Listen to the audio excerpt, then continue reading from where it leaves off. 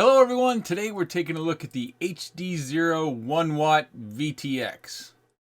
Yeah, we've got two heatsink plates on there, top and bottom, and our connectors all around the side, and it's got this shade of salmon color, or maybe metallic red, whatever you want to call it. But many people have been asking about this, especially those that have already gotten invested in the HDZero video platform, and we've seen new cameras that have made some strides, and everything continues to iterate kind of pretty fast in my opinion. But this guy is 1 watt, as I said, and it's not small. So, you know, being a micro-friendly guy, this is a little bit hard for me to get into most of my quads, but I've got one in order. Obviously, it's not in there yet, but you should take note that this is a prototype. This is an early edition. I think it says B2 on the back there, if I can get that right side up. So there are some things that will change that I'm aware of, and one is namely the holes. The distance apart won't change. It's 30 by 30 mounting, but the hole size will go from M3 down to M2. So both the PCB inside the heat sinks as well as the heat sinks themselves should be M2 when this does come out. It's not small, so it's important that, especially if you're interested in micros like I am, that we weigh it up and we measure it up. On my scale, without an antenna, it weighs just a touch over 27 grams. And just for confirmation about those mounting holes, yeah, it's a 30 by 30. The entire stack looks to be 5.5 millimeters thick. Side to side, I'm getting 40 millimeters. Front to back, I'm also getting 40 millimeters. When we go out to the very edge, it's got this little bump out, we get 42 millimeters. That last measurement was calculating this little bump out. This is our connector. This is where our wiring harness goes down to our flight controller for power. And the power input range is 2 to 6S. It is recommended to have a 50 volt, 330 microfarad capacitor attached in parallel to the battery leads that you will be powering this from. These are, again, it's a prototype, so there could be some additional changes. Check the video description for a link, and that will take you to possibly any details from the point that I have reviewed this and to where it has gone into production. It is also recommended that when you're doing any sort of testing with this, that you do have a small fan to blow on it and keep it cool. I bought this little fan from a gas station many years ago, and I've been using it here on my desk for all sorts of cooling situations. So keep this cool. It won't burn itself out, but when the temperature reaches 90 degrees C, it will reduce or stop transmitting. This is the connector over here that we use to update our firmware, and you update the firmware from the VRX, or if you have the Scout HD goggles, directly from the goggles. This is a port we don't use, so my suspicion is that's for diagnostics and other sort of internal testing that we don't have a use for, but is needed on the board. The two boards are screwed together with metal screws, and you can see they go all the way through, no nuts. Profile shot. Another profile. This is where our cables, let's see, this one back here, this is our camera cable connector up here. Sandwich plate to keep it connected. And this is where your antenna goes, and the antenna is a UFL. Hopefully you can see that down in there. So with all that, let's go outside and take a look at what she's got. Before we get started, let's take a look at the quads that I have them in. I have the HDZero 1-watt board in the Babyhawk 2. This is the analog version. I actually have the HD version as well. And as you can see here, I've got my Express LS receiver tucked out back here. I'm using a little cube antenna, more than enough range for what I'm going to do. I do wish the connector that we use to connect the 1-watt board to our flight controller came off the front or the back. That helps keep it protected and out of harm's way a little bit better. I'm not so concerned about the firmware connector because obviously we only use that when we're updating, we're not flying. Also, you can see down there I have a capacitor on there to help clean up our voltage spikes we might have. And the camera that I'm using is the Micro HDZero camera. That was a collaboration with RunCam. Obviously, because I'm using an all-in-one, it's 25 millimeters by 25 millimeters, I had to print an adapter in order to be able to mount this 30 millimeter board. And later on, when we get to it, our analog comparison is the Rush FPV Tank Mini. This is an 800 milliwatt. Yeah, I know, 800 milliwatt. I had a 1-watt VTX, and it seemingly got damaged or burned itself up on my first flight. So I had to drop down to 800 milliwatts because that's all I had left. In both cases, I'm using the same antenna, the Cherry Rush. With the case of the FPV Tank Mini, it is MMCX. With the 1 watt HDZero board, it is a UFL connector. So those are some differences on the antenna, even though the construction of the actual antenna itself outside of the connector should be identical. Also, I used those not just to make sure I had the same antenna, but being they're the same length, mounted about the same height. Hopefully the quad is at approximately the same angle as we're flying around. That should help give us some comparison to diagnose there. In the Avant quads, I also have ExpressLRS. I've talked about using ExpressLRS, and I do use ExpressLRS. All right, here's the first flight that we're going to go into. Remember, I am in the backyard. Most of the construction of the homes in this area have kind of a cement board from the 80s on them, and they have stone facing or brick facing, as my house does. Unfortunately, we're wintertime, so we don't have a lot of greenery on our vegetation, so there aren't a lot of leaves on the trees, but we do have a nice sunny day. And so I'm going to go over to my neighbor's yard, and I'm going to circle all the houses. And yes, I'm on very good terms with my neighbors.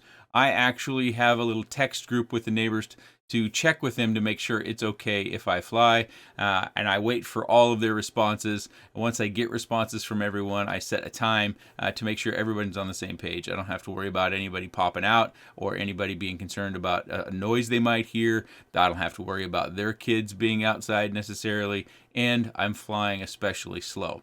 As you can see there, we've circled all 3 of my neighbors' houses, and then we're going to go up the road here just a little. Remember, I'm in the backyard. This isn't a range test. This is an obstruction or penetration test, however you want to see it. Obviously, it's not a line of sight test at all. But we're going to do some general flying here in the backyard, and then we're going to go for a pass, basically the same route, the opposite way, just to see if there are any differences depending upon which way I fly. There shouldn't be, but to be sure, always give it a check. Head out the gate and across the street, head towards the neighbors' trash cans over here. This was during a day that most of my neighbors were not home. They were all at work. Their kids were all at school, except for one of my neighbors who's retired. You can see, you may have seen his garage door was open, and he's quite an interesting guy. He's always looking for a conversation to be had, and he likes to ask me about what's going on the channel. He doesn't watch much YouTube, but he's always interested to talk about the things that I might be doing and some of the experiences I might be having in the YouTube world. But once again, we've circled all 3 houses. Pretty easy. And now we're popping back into the backyard. Now let's transition over to our analog comparison. And I've had to make these windows smaller, obviously, and we have different aspect ratios on these 2 videos, but we're going to jump right in. And you can see I am flying the 800 milliwatts. You see it up there in the top right-hand corner on the Rush FPV Tank Mini. And there's going to be a decision point coming up because I'm not going to actually be flying the full path all the way. And so we're going to go and kind of slow-mo that and kind of review that a little bit, that decision or inflection point, where as the person flying, I have to decide whether I'm going to be able to make it or not. And there you go. You see I've already started the turn back there on the right. Let's go back a little bit and just slow this down. As you can see, the breakup. And there's 2 things about the breakup that I think are important. If you're just looking at the breakup, that's only half the picture. Because one of the things I noticed as I reran this was, despite the breakup similarities or differences, when it came to the HDZero, because of the picture clarity, the breakup isn't as much as a deal breaker when it comes to flying. Because you can see what you can see better, you have a better idea of where you're at and what's coming towards you as you move slowly through this area. 2 seconds after I'd made the decision where I'm not going any further, the analog gets better, and then I circle back out into the open between the houses. Here, if we go back a few moments, as we're approximately 15 to 20 feet away from being at the edge of that house, the breakup is somewhat similar. You know, they break up differently, of course, but this is approximately the point where I have to make a decision on whether I think I'm going to be able to continue to fly these routes around the backside of the house. And obviously I didn't, but as we move forward, it's just one of those things that the image quality keeps your confidence high that the reception is going to sustain itself and you're going to be fine.